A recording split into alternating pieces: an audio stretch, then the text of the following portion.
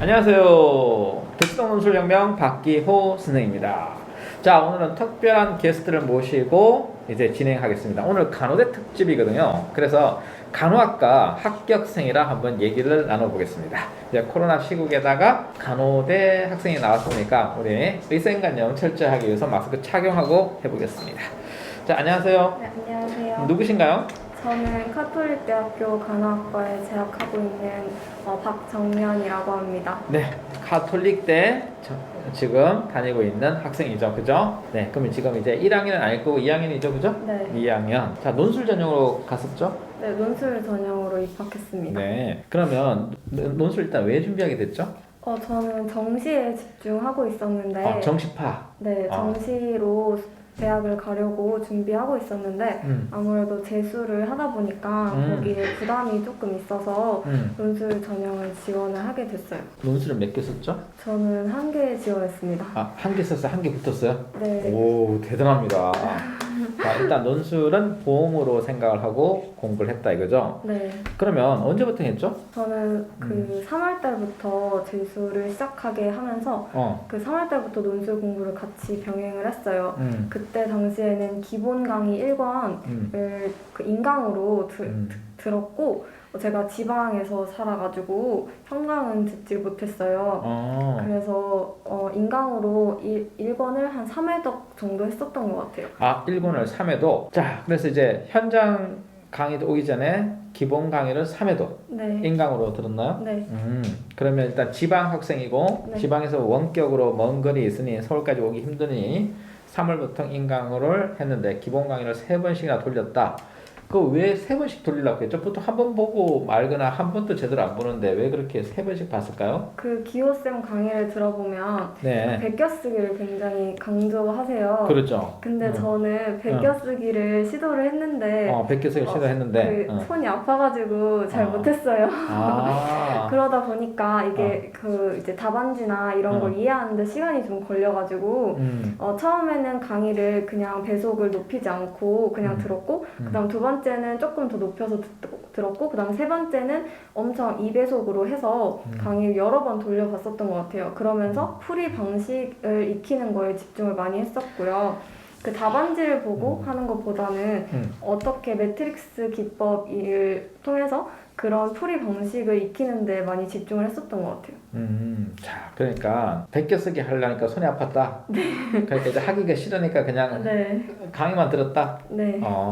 네. 그런데 강의를 3번 정도 들으니까 이해를 하던가요? 네, 그 풀이 기법을 익히는 게 가장 중요하다고 저는 생각을 해서 어떻게 푸시는지를 여러 번 돌려봤으니까 그거를 통해서 익혔던 것 같아요. 그러니까 답안을 여러 번 보면서 비교를 했어요. 그래서 그 풀이 방식을 어떻게 썼는지 그리고 포인트가 어디서 잡히는지 이런 거에 집중을 많이 했었던 것 같아요.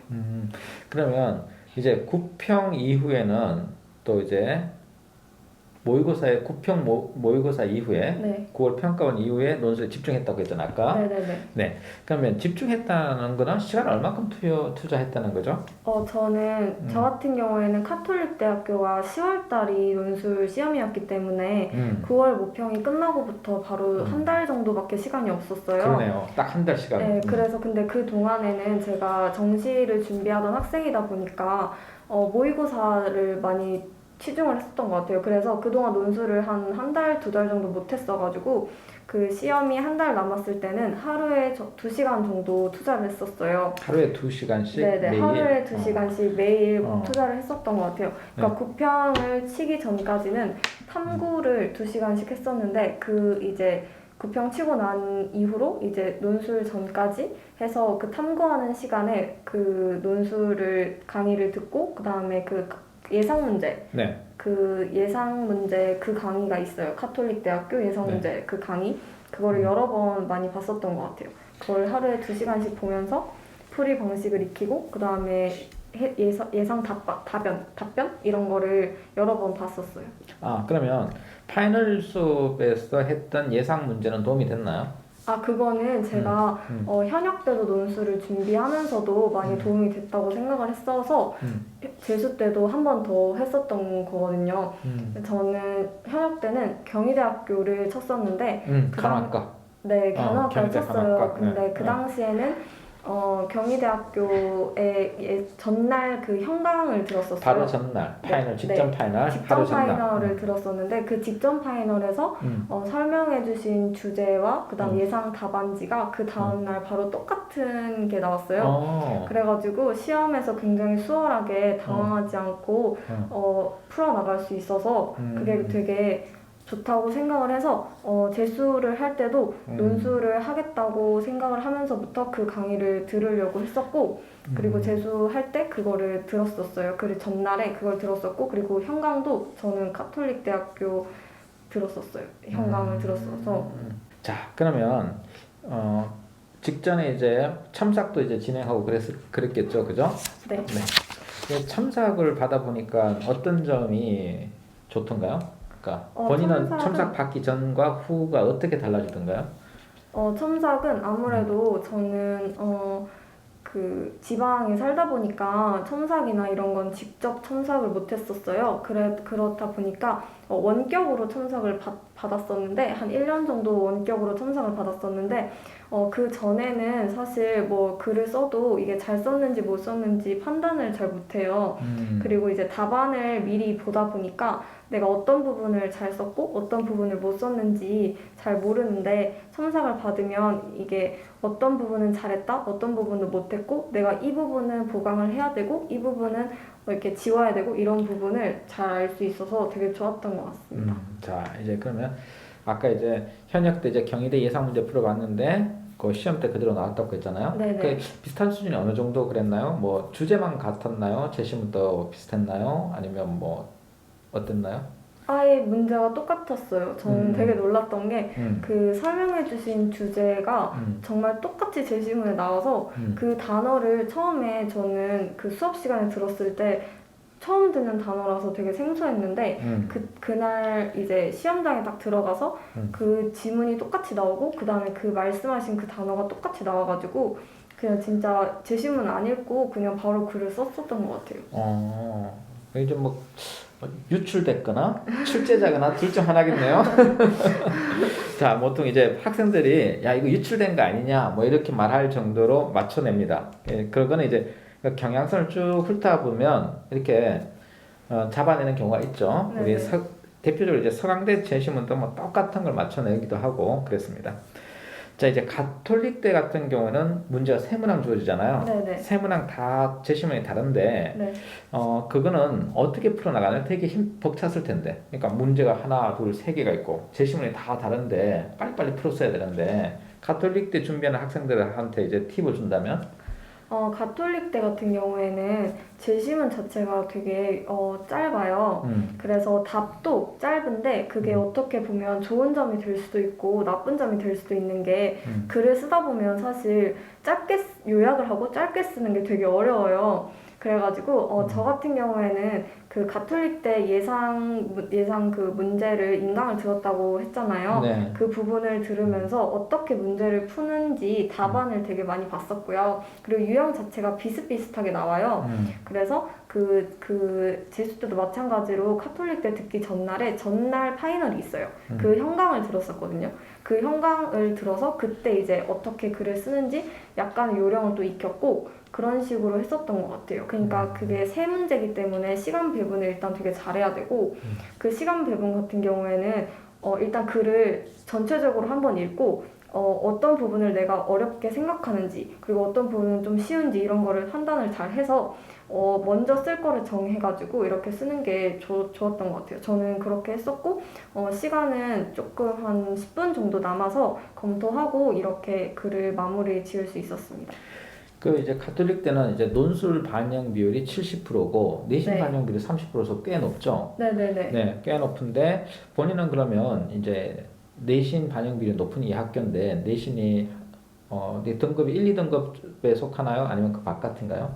저는 내신이 그렇게 좋지 못했어요. 내신이 좋지 못했었군요. 네, 그래서 음. 그 받기라고 그 받기여서 사실 카톨릭대에 대한 막 30%나 들어가기 때문에 논술은 되게 힘들겠구나라고 생각을 했었는데 사실 논술 반영에서 그 내신은 그렇게 중요하진 않은 것 같아요. 맞아요. 실질 반영 비율이 낮죠. 그래서 이제 논술은 내신 등급 3, 4, 5, 6등급 학생이면 준비해 볼 만하고요. 네네. 7, 8등급이면 이제 수능 논술 100%, 논술 100%인 대학들 준비하면 됩니다. 자, 이제 지금 이 이야기 들어보니까 학생이 되게 유창하네요. 말이 되게 유창한 거 보니까 혹시 뭐 국어나 사탐 능력이 뛰어난 거 아닌가요, 혹시?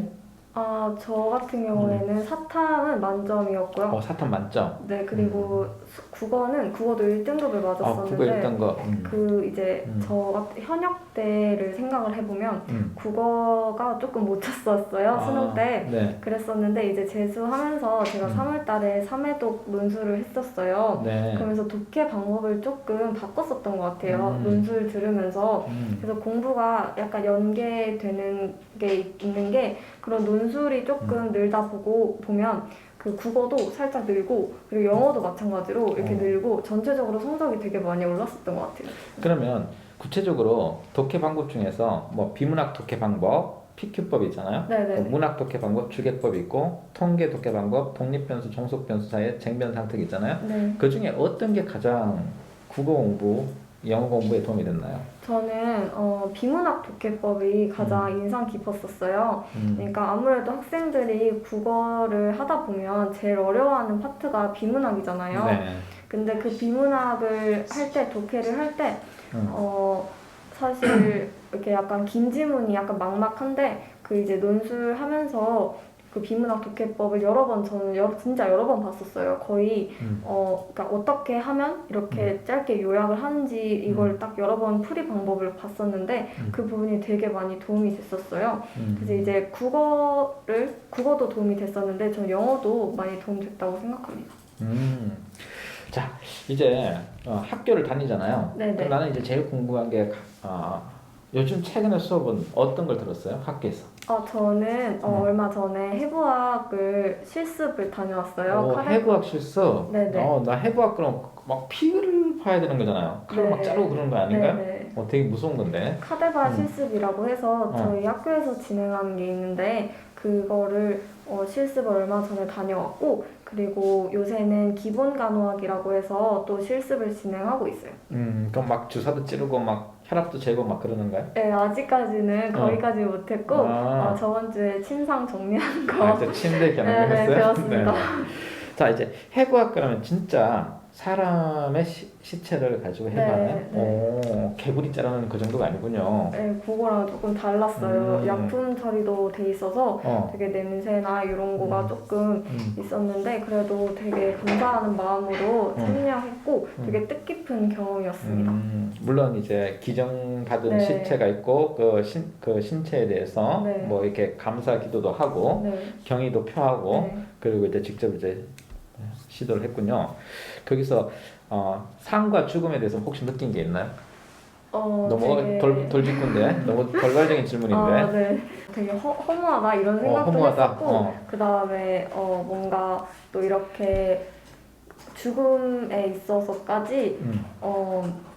있어서까지 다른 사람한테 도움이 되고 또 이런 부분을 보면서 되게 존경스럽다는 생각도 했었던 것 같아요. 나도 마지막에 저렇게 보낼 수 있을까? 약간 이런 생각도 했었고요. 네. 되게 많은 생각을 하게 했었던 것 같아요. 그 실습이 되게 인상 깊었어가지고 네, 그랬었던 것 같습니다. 네. 자, 이제 그러면 내가 궁금한 게 나는 이제 이게 카톨릭 대니까 여기에 어디 있는 거죠? 병원이 최고 저기 강남에 한남대교 지나서 거기? 네, 반포? 강남 고속버스 터미널에 고속버터. 거기 그쪽에 있는 게 그 가톨릭대 서울성모병원 네. 거기가 학교고요. 네. 거기 옆에 보면은 작게 이제 의과대학, 간호대학이 있어요. 거기서 이제 성의교정으로 거기서 다니고 있습니다. 그렇군요. 그러니까 이제 뭐 우리가 가톨릭대 그럼 보통 저 부천에 있는 네, 거 네. 그거 생각하는데 네. 이제 간호대하고 의대는 네. 성의교정에 네, 네. 있게 되는군요. 네. 같이 의대랑 같이 수업 받나요? 수업은 같이 받지 않고요. 저희는 동아리 활동을 같이 하고 있어요. 그래서 뭐 학교에서는 자주 보는 것 같습니다. 자, 그 이제 나도 거기 자주 가는데. 거기 나 주사 맞으러 가는데 이제 나중에 나 주사 넣을 때 살살 놔주세요. 자, 그 이제 간호대에 대해서 이제 인문계 학생이 네. 간호학과에 이제 지원했잖아요. 그럼 이제 간호대에는 자연계 학생들도 있을 거 아니에요. 네. 자연계로 선발된 학생, 인문계로 선발된 학생이 있는데 수업을 따라가기가 어떤가요? 쉬운가요? 어려운가요? 뭐 예를 들어서 뭐 우리가 생각할 때 해부학이니까 생물 수업도 있을 거고 네. 화학도 있을 거고 뭐 약제학과 관련된 화학도 있을 거고 그래서 이제 이과 쪽, 자연계 쪽이 유리하지 않나요? 뭐 수학도 있나요 혹시? 1학년 때는 사실 자연계 학생들이 조금 유리한 건 있어요. 뭐 해부학이나 이런 거는 문과 학생들이나 이과 학생들이나 다들 외워야 되는 과목이기 때문에 딱 그렇게 크게 차이를 느낀다 이런 말은 못 들어봤는데 네. 화학 같은 경우는 조금 그런 건 있어요. 근데 이제 교수님들이나 이런 분들이 그 차이를 느끼시지 않을 만큼 되게 잘 설명을 해주시고요.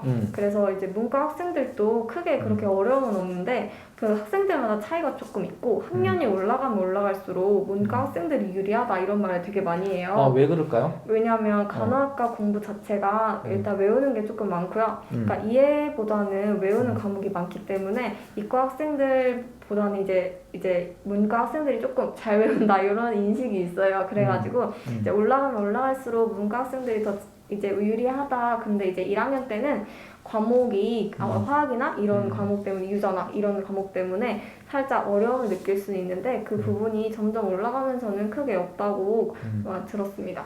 자, 이제 그 선배들을 통해서 간호학과의 전망에 대해서 또 들어봤을 거 아니에요? 전망은 어떻다고 생각하세요? 일단 요새 뭐 취업률이라든지 뭐 그다음에 대우, 처우, 그다음에 이제 발전 가능성, 성장 가능성 이런 거 봤을 때 직업으로서의 만족도 이런 거 봤을 때 요새 되게 취업이 힘들잖아요. 그렇죠. 취업 진짜 힘들죠. 네. 요새 취업이 조금 힘들기 때문에 간호학과에 대한 선호가 높은 건 맞아요. 그리고 이제 저희 학교 같은 경우에는 서울성모병원의 취업이 조금 잘 되는 편이기 때문에 자대병원이라는 것도 있고 플러스 유인이 있어서 되게 전망은 좋다고 생각을 하고요. 네. 그리고 또 간호사뿐만 아니라 대학원 진학이나 또 공기업이나 이런 또 보건교사 이런 또 나갈 수 있어서 일반 회사에 가시는 분들도 계시고 공무원을 하시는 분들도 계세요. 네. 그래서 되게 전망은 좋다고 생각을 합니다. 뭐 보험회사에 들어갈 수도 있고 네네. 그리고 또 손해 사정사가 될 수도 있고 네. 그렇죠? 네. 그런 측면에서는 진로가 되게 다양하고 그렇죠. 간호학과 나왔다고 해서 꼭 뭐 주사 놓고 뭐 약 그런 게 아니고 치료하고 그런 게 아니라 다른 분야도 되게 많네요. 네네. 뭐 보건교사가 되면 좋겠다. 그럼 되게 편하지 않나? 자, 학생들이 간호학과에 대한 질문이 있으면 이제 여기 합격생이 있으니까 한번 질문을 던져볼까요? 그러면 우리가 곧장 즉석에서 한번 답변해 봅시다. 혹시 궁금한 게 있으면 올려주세요. 채팅으로.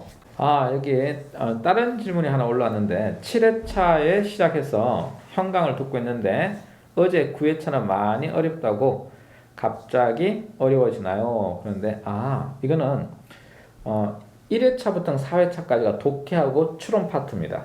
기본 강의가. 그럼 이제 5회차부터 8회차까지는 글쓰기 유형에 대한 거고요. 9회차, 10회차, 11, 12가 통계 자료입니다. 통계. 그럼 이제 통계 파트는 이 문과 학생들이 그렇게 해본 그 사회과학 조사 방법론이라서 문과 학생들이 상관관계, 인과관계, 실험 분석 이게 좀 힘들 겁니다. 그래서 이게 다뤄보지도 않고 제대로 배운 적도 없기 때문에 어려웠을 겁니다. 혹시 기억나나요? 통계 자료에서? 네, 통계 자료에서 기억나죠. 어때요? 그게 어려웠나요? 사실 처음 보면 되게 어려워요. 그게 뭐 논술 하는데 나는 인문 논술 하러 왔는데 그 통계를 해야 되나?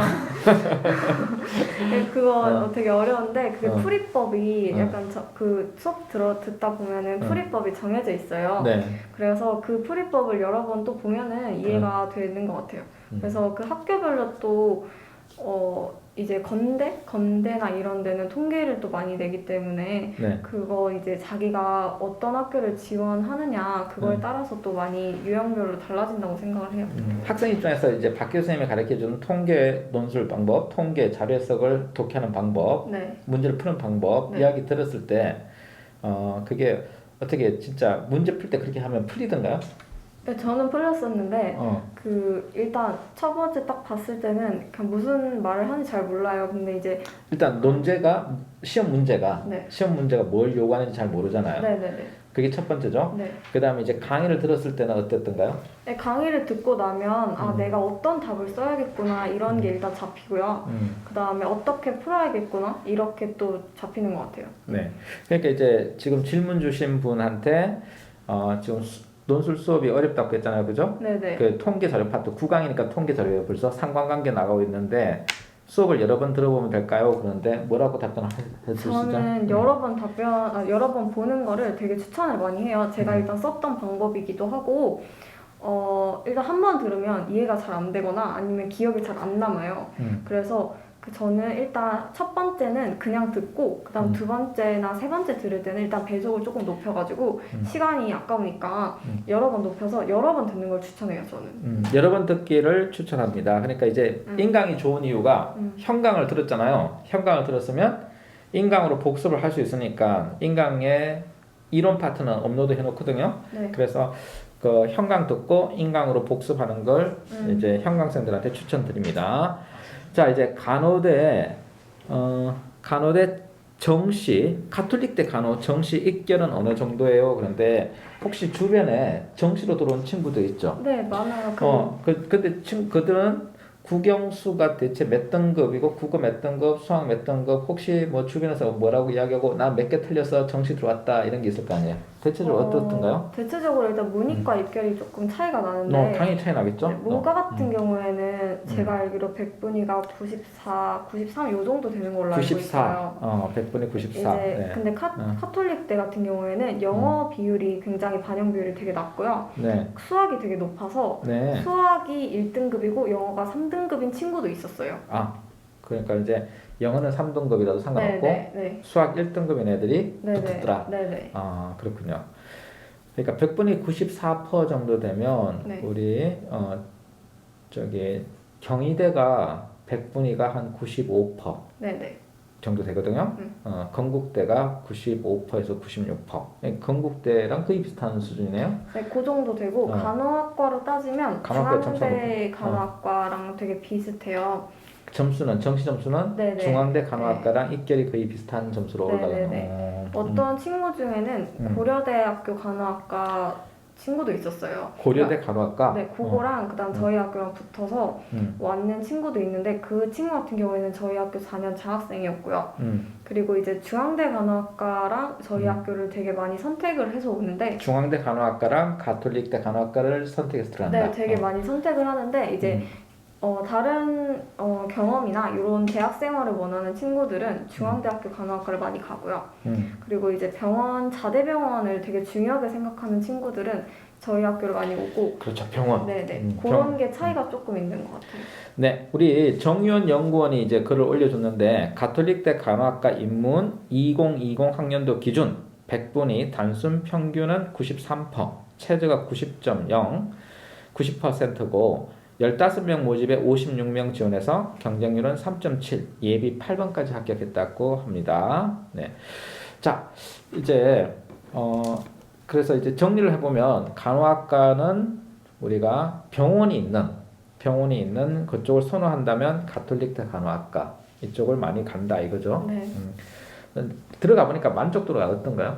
저는 굉장히 만족하고 있고요. 일단 실습 환경이나 그 다음에 나중에 취업에 대한 안정감 이런 것 때문에 되게 만족하고 있습니다. 일단 사고만 치지 않으면 뭐 취업은 간호학과 자대병원에 된다는 거잖아요. 그쵸. 네, 네. 사고가 치지 않으면 뭐 자대병원을 가는 거고 취업은 문제 없는 것 같고 네. 그리고 실습 환경도 참 잘 돼 있고 네. 병원이니까 뭐 모든 게 다 돼 있고 그죠? 네, 그런 측면에서 만족한다. 그리고 뭐 이게 가톨릭대라고 생각했는데 저 부천이 아니고 네. 서울 중심지도 뭐 괜찮고 그죠? 네. 자, 우리 이제 재수할 때까지 이렇게 지원을 해준 부모님, 네. 특히 어머니한테 이제 한마디 해준다면 어떤 말을 해줄 수 있을까요? 엄마가 이거 보고 있을 수도 있어요. 네. 뭐 되게 감사하고 네. 저는 지금 잘 지내고 있고요. 네. 그래서 되게 만족하고 네. 학교 잘 다니고 있습니다. 네. 네. 곧 보러 가겠습니다. 근데 이게 재수할 때 막 스트레스 받잖아요. 네. 엄마가 공부하라 막 이렇게 쪼아대고 본인 놀고 막 그러지 않았나요? 엄마하고 다투지 않았어요? 아니면 알아서 공부 잘하는 저는 되게 엄마한테 그런 게 되게 없었어요. 그래서 되게 고맙게 생각하고 있고요. 네. 네, 그래서 되게 많이 도움을 주셔가지고 네. 네, 굉장히 감사하고 지금도 잘 하려고 노력하고 있습니다. 네. 우리가 가톨릭대가 이제 이 친구가 질문이 하나 올라왔는데요. 22학년도 카데 간호 논술이 수리 논술인데 인문에서는 어떻게 준비하나요? 이렇게 질문이 올라왔는데요. 요게 이제 가톨릭 대학교를 이야기하면 논술이 문과에서 이제 뽑은 학생들이 있었잖아요. 문과에서 뽑는 학생들이 있었고, 그 다음에 이과에서 뽑는 학생들이 있었는데, 올해부터는 논술 전형에서 간호학과 경우는 이제 수리 논술을 실시하기로 했죠. 그럼 이제 문과는 뽑지 않는 거죠. 그러면 문과는 불리해집니다. 자, 그 다음에 그 가천대가 조금 더 이제 이야기하면 가천대가 논술로 81명을 간호학과에서 뽑아요. 그리고 이제 81명을 뽑으면 그 중에서 문과 학생들을 어떻게 뽑겠다. 그런 거는 지금 발표를 아직 않은 상태고요. 최종적인 입시 요강은 4월 달에 발표나면 그거 가천대랑 관련된 자료를 올리겠습니다. 이제 여기까지 해서 이제 간호학과와 관련된 우리 질문들을 다뤄봤습니다. 이제 자세한 것은 입시 요강과 함께 우리 김지훈 쌤이랑 얘기를 좀 다시 또 나눠보겠습니다. 먼 길 와주셔서 고맙습니다. 감사합니다. 반포에서 여기까지 오느라 고생했어요. 네. 네, 출연해주신 우리 박정현 학생한테 감사합니다. 네, 감사합니다. 네. 안녕하세요. 자, 2부 시작하겠습니다. 잘 들리나요? 자, 이제 다시 한번 손 한번 흔들어 볼까요? 네. 자, 글 한번 올려주세요. 소리가 잘 들리면 잘 들린다 한번 올려주세요. 자, 이제 간호학과에 대해서 잠깐 정리하고 그냥 각종 질문들을 받는 시간으로 가겠습니다. 논술 수업에 대한 질문들을 받겠습니다. 일단 간호학과 인문 논술은 자, 일부 좀 축소되었죠, 그죠? 네. 축소되었어요. 이게 문이과 뭐 바뀌는 그런 문이과 것도 좀 통합 있고, 때문에, 문이과 통합 때문에 좀 이게 변형이 있어요. 그래서 인문 계열에서는 언어 논술을 실시했지만 이제부터 수리 논술 쪽으로 가는 쪽이 있죠. 그래서 이게 수학도 뭐 문과 수학이 따로 있는 게 아니고, 그죠? 그 다음에 탕구도 사탕, 가탕 다 선택할 수 있잖아요. 위험을 합니다. 그래서 일단 가톨릭대하고 인하대는 인문 자연 분리해서 선발하던 걸 없앴죠. 그래서 지금 간호학과 같은 경우는 수시에서 정시에서는 아직 구분이 있습니다. 정시는 이제 수능 선택 과목이 있기 때문에 구분이 있고, 수시에서 이제 논술 전형 같은 경우는 일단은 구분을 하지 않고 지금 다른 자연 계열, 공학 계열이랑 동일하게 수리 논술을 보는 걸로 이제 책정이 돼 있는 거예요. 그러니까 그렇게 알아보신 건데, 중요한 건 같은 시험을 볼지 아닐지는 잘 모르겠어요. 아직까지는. 그러면 이제 이걸 알 수 있는 거는 4월 그쵸. 달에 나와야 4월 말에 입시 요강 발표되고 최종적인 입시 요강 확정되고, 그리고 모의 논술 문제나 예시 문제를 보여주면 확실히 알겠죠? 예, 아무래도 이게 그 간호학과는 전통적으로 인문계열 학생들도 많이 뽑았었기 때문에 동일하게 공대에서 사용하는 그 수리 논술, 미적분이나 뭐 기한이 잘 안 나오긴 하지만, 그러니까 그 내용을 가지고 하는 논술을 볼지 아니면 문과생들도 볼 수 있는 논술을 그냥 같이 볼지, 아무래도 제 생각에는 간호학과는 문제 따로 낼 것 같긴 한데 그거는 좀 가봐야 될 것 같아요. 자, 그리고 이제 가천대에서 이제 신설해서 81명을 뽑는데 문이과 합산해서 그냥 81명을 뽑죠. 네. 그 다음에 이제 경희대는 수능 체제를 완화시켰죠. 그리고 논술 100%인 대학이 연세대 미래가 간호학과 논술 100%입니다. 근데 내신 아예 반영하지 않죠.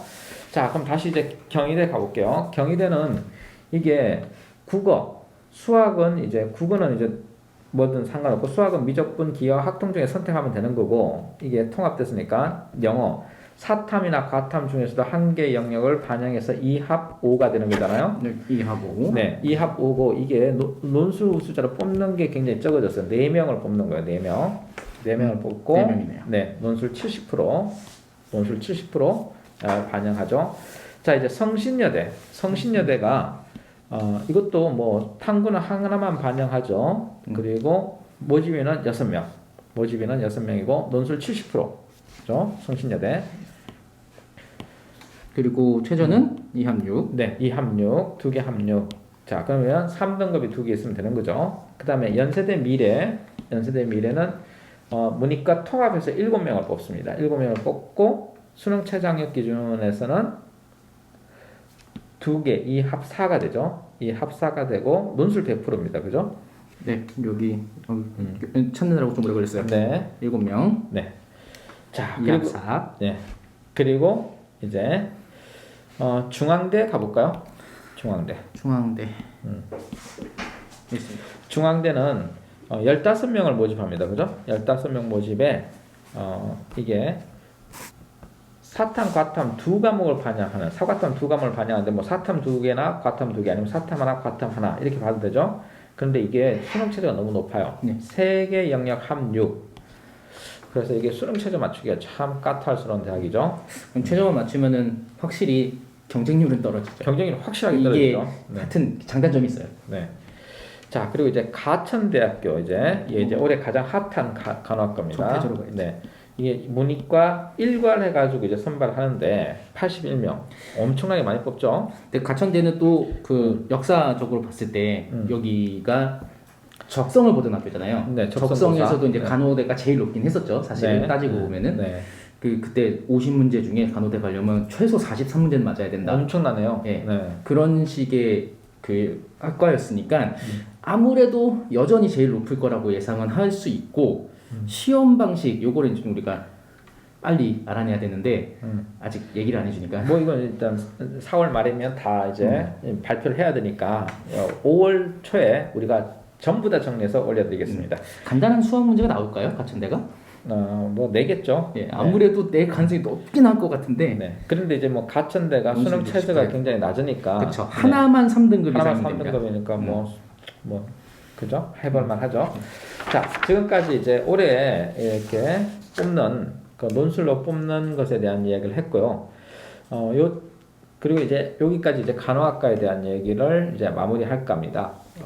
다음 주에 혹시 다뤄줬으면 좋겠다 싶은 게 있으면 한번 올려주세요. 뭐 경영학과 종합편, 뭐 경제학과 종합편 이렇게 할 수도 있고요.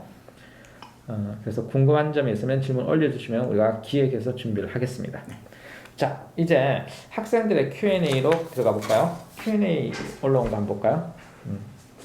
자, 이제 이거 맞나?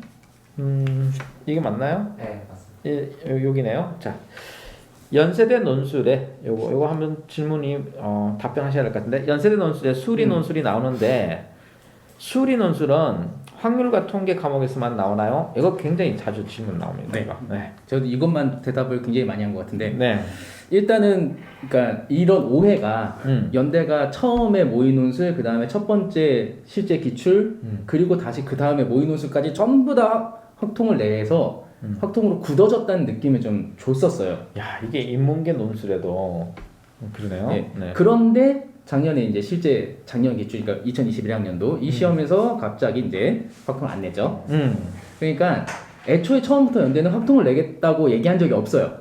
그렇죠. 예, 근데 네. 모의 논술과 기출 문제에서 확통을 주로 사용하다 보니까 아 그런가 보다 그렇겠지라고 생각했던 거죠 보통은. 그래서 우리가 교재를 보면 조금씩 딴 거 일부러 함수 해석 같은 거 간간히 섞어서 넣는데 그러니까 중요한 건 확통만 나오는 건 아닙니다. 그렇게 공지한 적도 없고요. 네. 그런데 올해는 또 다시 확통이 나오지 않을까? 일단 작년에 나온 건 뭐죠? 작년에 이제 나왔던 거 이제 학생들 얘기 들어봤을 때 일단 기본적으로 방정식으로 간단한 연산을 하는 게 하나가 나왔고 방정식으로 네. 간단한 계산. 예, 근데 그게 중요한 게 아니었고 사실은 함수를 해석해서 현상을 분석하는 거. 그렇다면 결과적으로 이제 미분계수의 의미를 정확하게 받아들였는가? 그걸 통해서 그러니까 2차 함수를 통해서 3차 함수를 예측할 수 있다는 사실을 알고 있는가? 요걸 어떻게 설명할래? 이런 맥락이었다고 보면 돼요. 정확한 해설은 문제에 다시 나오고 하면은 수업으로 다시 만들 텐데, 그러니까 중요한 건 그런 식으로 다양하게 특히 이제 미적분 중요하니까 아무래도 경영경제에서 미적분 굉장히 중요하잖아요. 그래서 어떤 게 나올지는 모르지만 확통이 확정된 건 아니다.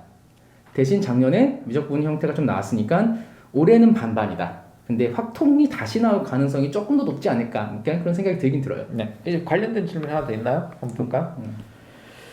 그러니까 뭐 전체적 중요한 건 일단 철제 범위는 전체라고 보시는 게 맞아요. 그리고 학교 중에서 확통이 확정된 학교가 한 군데가 있어요. 그게 어디냐면 중앙대입니다. 중앙대는 확정했다고 얘기하지 않지만 거의 확통만 내요. 그러니까 그렇지 않은 대부분의 학교는 어디서 나올지 모릅니다. 대부분 다 어디서 나올지 몰라요. 그래서 수리논술을 준비하는 친구들은 확통만 하는 게 아니라 전반적으로 다양한 단원, 특히 1학년 과정의 기본 연산부터 확실하게 잘 해야 된다는 거. 그리고 연세대는 중요한 건 설명해야 돼요. 수학 문제 푸는 게 아니에요. 네. 그러니까 수학적 개념을 이렇게 설명하는 거. 이게 중요하니까 그거에 좀 집중하고 우리 동영상 중에 모든 수리논술, 인문계 수리논술 다 정리한 영상 있으니까 어디 있죠? 우리 박교 채널에 동영상 찾아보시면 지금 유튜브 채널에 예, 유튜브 채널에 있습니다. 유튜브 채널에 박교 논술 검색해서 들어오면 예, 지금 들어와 있으니까 들어와 있으니까 예, 밑에 이제 예, 거기에 동영상 그 목록을 보면은 수리논술 정리해 놓은 게 있어요. 동영상 목록을 클릭해서 수리 논술 들어가면 나온다. 네, 그렇죠? 거기에 이제 연세대부터 쫙 숭시대까지 전부 다 있으니까 뭐 간단하게 대학별로? 예, 대학별로 대학별로 다 정리를 해놨습니다. 네, 그거 한번 확인해 보시면 되겠습니다. 그 다음 볼까요? 자, 수능에서 선택하지 않은 수학 과목 어떻게 공부하는 게 좋을까요? 지금 이제 뭐 기하를 선택하거나 네. 또는 미적분을 선택했는데 이게 확통이 나오면 어떻게 하냐 이거야. 그렇죠. 그럼 어떻게 해야 되나요? 인문계로 진학할 학생들 중에서 미적분이나 기하를 선택한 학생들은 거의 없을 거예요, 일단. 거의 대부분 확통을 선택했을 텐데 그래도 미적분 선택하는 친구들, 기하는 진짜 없을 거고 미적분 선택하는 친구들이 있긴 있을 거거든요. 있겠죠. 예. 상위권. 예, 그런 친구들을 감안했을 때 확통 준비가 이제 필요하죠. 왜냐하면 네. 확통이 나올 수 있는데 전혀 공부를 안 했다면 아무것도 모르니까. 그렇죠. 네. 그래서 가장 방법은 여러 가지가 있는데 일단 첫 번째로 우리가 제공해 줄 수 있는 거 먼저 할까요?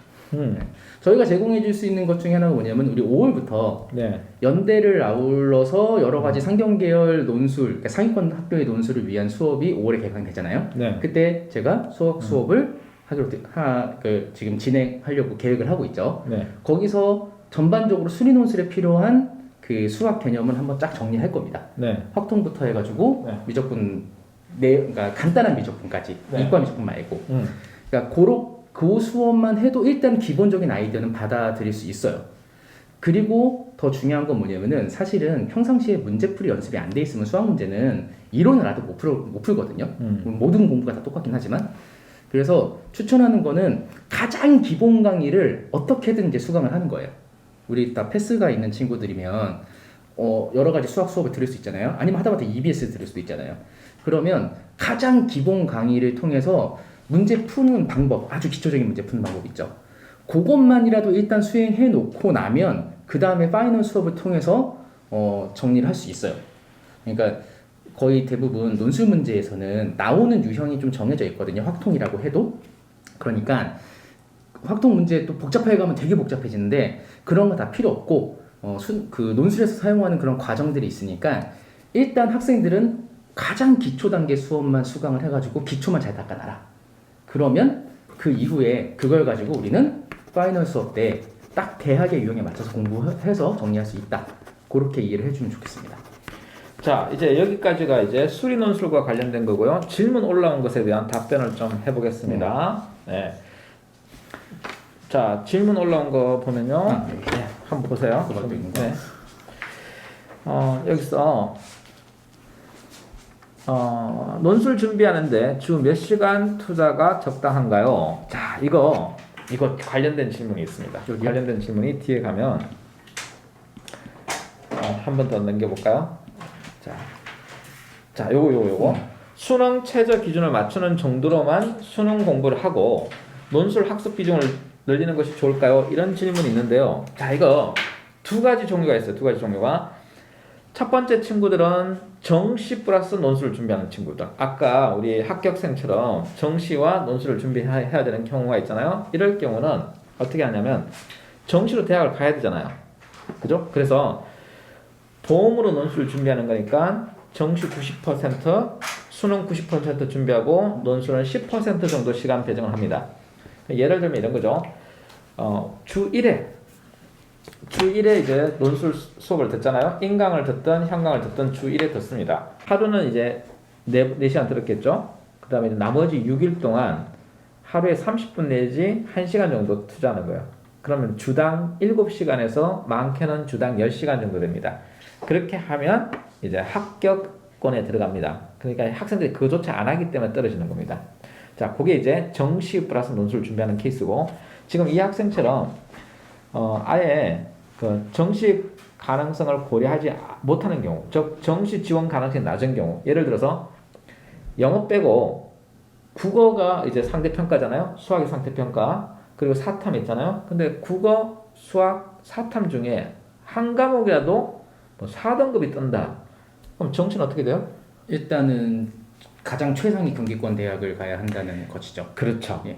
그래서 이제 그런 친구들 같은 경우, 뭐 한 과목을 우리는 그걸 사망했다고 하는데 4등급, 5등급 뜨면 한 과목이 그렇게 뜨면 그냥 사망한 겁니다. 그럼 정시는 끝난 겁니다. 그래 이제 그런 친구들은 수능 최저 맞추기 위해서 하겠죠. 그럼 이제 2개 2등급을 맞춰야 된다. 그러면 내가 이제 수학이 좀 유리하다. 그럼 수학 2등급. 또 영어가 좀 편하다. 그러면 영어 2등급. 이렇게 맞춰야 되니까 영어, 수학, 논술 이렇게 해서 하루를 3등분합니다. 그렇게 해서 수학에 3시간, 뭐 그 다음에 영어에 3시간, 논술에 3시간 이렇게 공부를 하면 이제 수능 최저도 맞추고 수능 최저 없는 대학 논술도 노려볼 수 있겠죠. 그렇게 하면 이제 답변이 될 것 같습니다.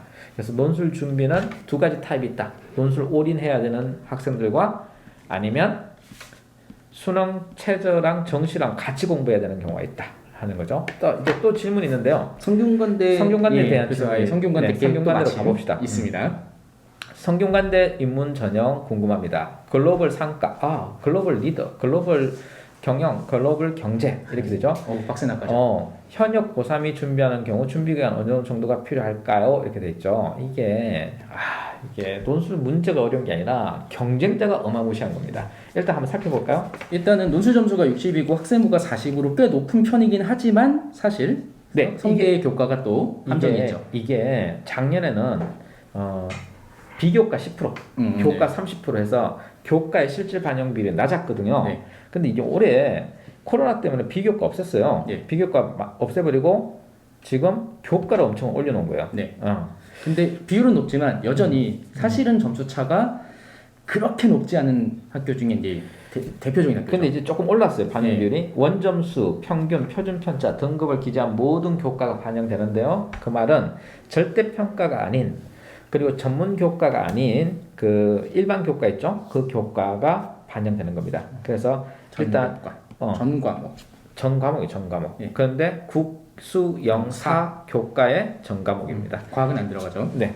그래서 이제 그리고 특징이 있어요. 성대가 또 바뀐 게 있어요. 내신 반영 비율에서 학년별 반영 비율이 없어졌어요. 이게 원래 학종은 1학년 때가 20%, 그 다음 2학년 때가 40%, 3학년 때 40%. 그래서 3학년 내신이 중요하다 그러잖아요. 그게 학종이에요.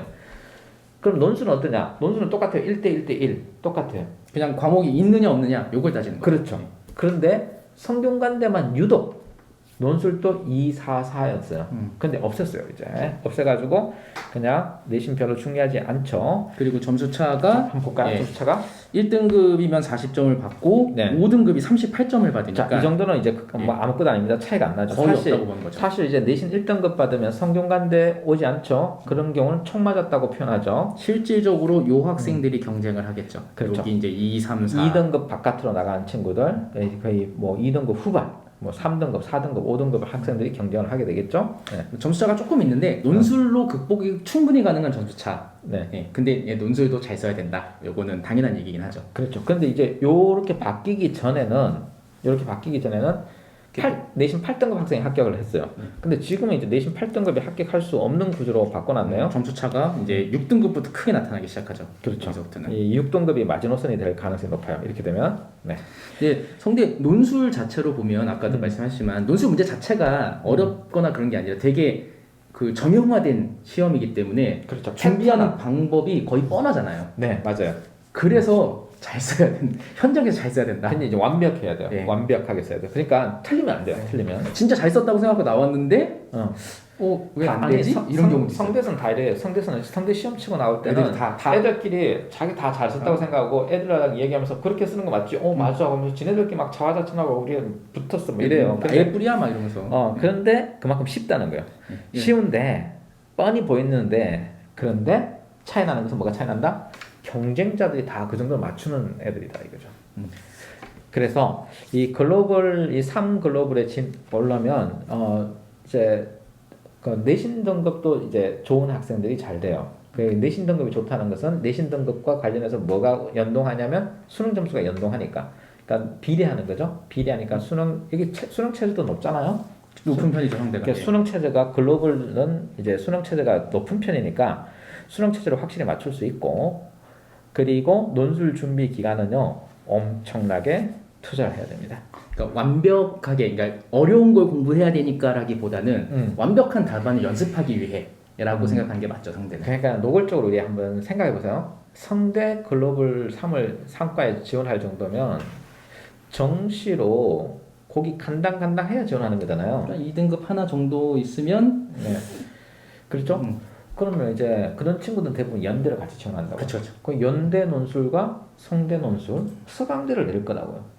그럼 이 정도의 대학을 낼 친구들 그러면 확실히 이제 공부를 많이 해야죠. 경쟁자들이 언제 시작하느냐?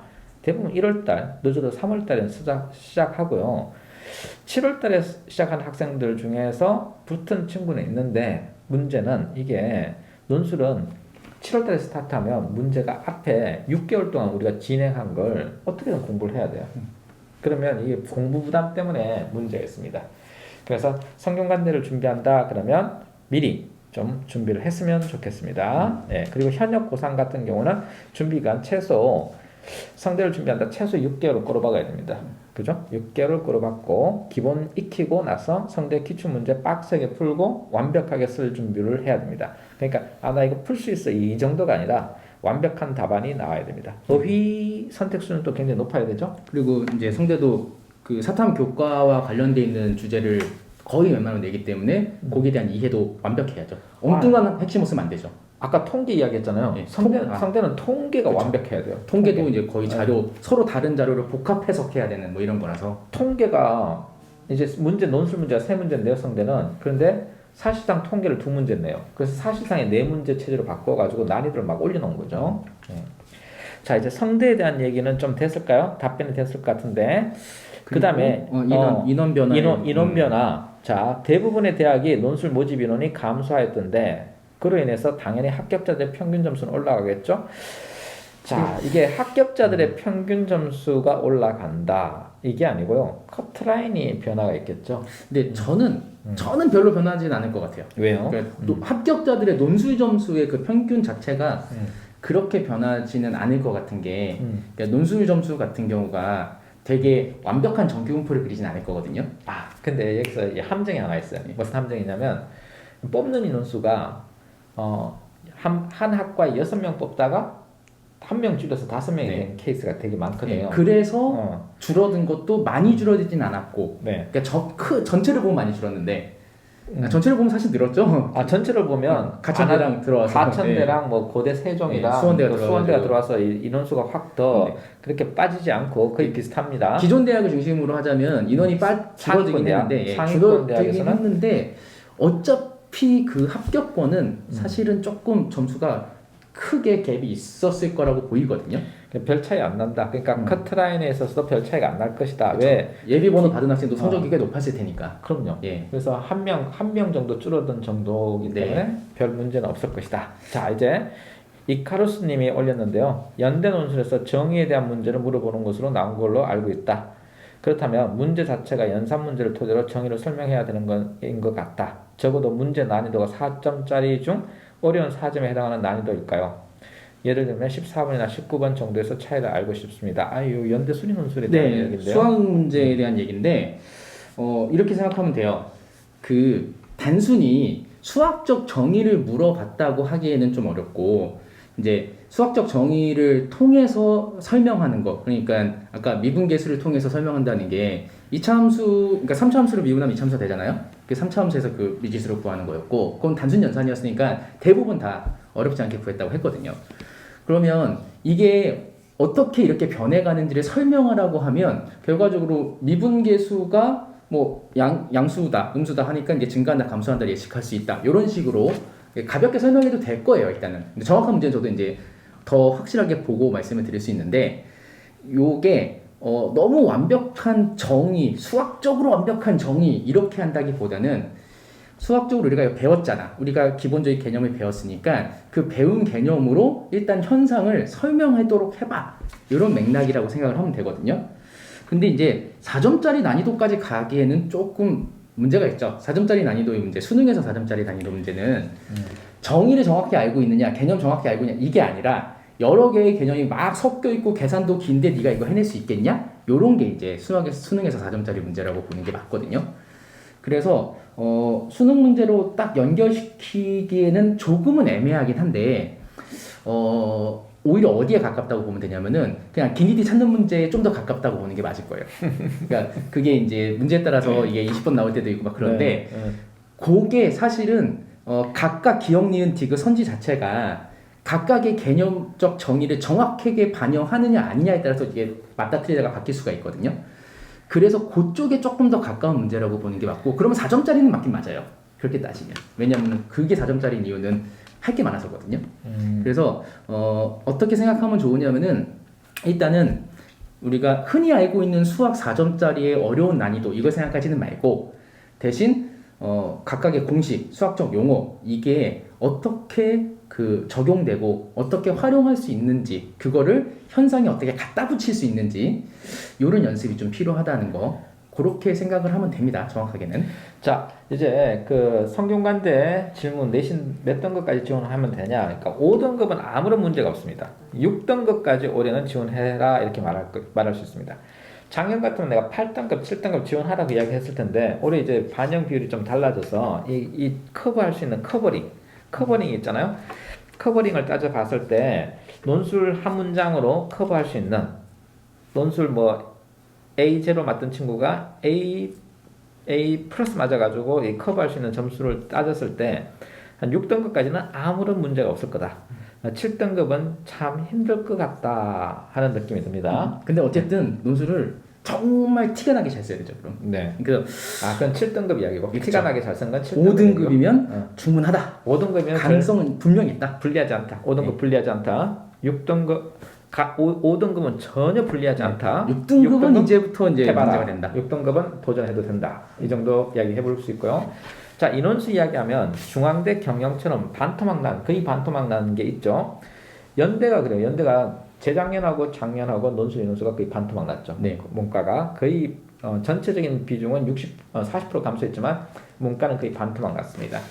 자, 그래도 합격할 학생은 합격하죠. 네, 합격할 학생은 합격하니까 지금 인원수에 대해서 고민하지 말고요. 자기가 가고 싶은 데를 가면 됩니다. 중앙대 경영은 엄청나게 논술로 많이 뽑았잖아요. 그래서 합격시키기가 되게 쉬웠어요. 이제 인원수가 줄었으니까 이제 합격시키기가 조금 좀 이제 어려워졌겠죠. 그렇지만 준비를 미리 좀 하고 제대로 준비를 하면 될 거다 이렇게 생각합니다. 그래서 합격자 점수는 어차피 소수점에서 조금씩 갈리기 때문에 네. 엄청난 차이라기보다는 약간 조금 더 아주 미세한 작용이 더 심해졌다. 네. 그러니까 점수가 원래 한 10점씩 났었다 차이가 이게 아니라 네. 원래 점수 차가 작았기 때문인데 근데 이제 인원수가 줄어들었으니까 정말 디테일이 중요해졌구나 이렇게 생각하는 게 맞을 거예요. 네. 자, 이제 요 질문에 한번 답변해 볼까요? 이과 학생이 인문 논술을 준비할 때 알아야 하는 게 있나요? 이런 질문에 대해서 좀 답변해 볼까요? 자, 이과 학생이 문과로 이제 이렇게 넘어오는 거잖아요. 그러면 이제 이과 뭐 수리 미적이나 기하 벡터 하다가 그리고 과탐 하다가 그럼 이 친구는 지금 반수생이니까 반수생 질문한 거거든요. 대학 다니는 학생이 질문한 거예요. 그러니까 이과 학생인데 문과 논술 준비해도 되나요? 자, 이런 친구에 대한 답변을 한번 해볼까요? 가장 큰 차이는 사실은 사탐이죠. 그렇죠. 네, 어차피 논술에서 중요한 게 사탐 과목이기도 하고 사탐을 많이 안 배웠을 테니까 네. 실제로 사탐 과목을 배워도 아주 겉핥기식으로 조금 배웠을 거 아니에요. 그래서 이제 사탐 과목에 대한 이해도가 확실히 좀 차이가 날 거예요. 네. 그러니까 그 부분 어떻게 채우느냐가 가장 큰 관건이라고 볼 수 있죠. 네. 그러니까 이제 인문 논술의 출제 범위가 사탐하고 그 다음에 국어거든요. 근데 국어는 똑같을 거고 똑같죠. 사회 탐구 9개 과목에서 나오니까 용어를 좀 알아야 되잖아요. 그래서 어휘집을 좀 외울 필요가 있습니다. 근데 이게 이과 학생 중에서 여러 번 사례로 이야기했는데 그 이과 학생인데 세화여고 이과 학생. 근데 이제 문과에 와가지고 논술을 했단 말이에요. 그러니까 걔는 과탐 2과목을 했으니까 사탐을 전혀 몰라. 그리고 시험장에 갔는데 상대 시험장에 갔는데 법치주의가 나왔단 말이야. 그럼 법치주의를 몰라. 그 생전 처음 봤어. 근데 언제 봤냐?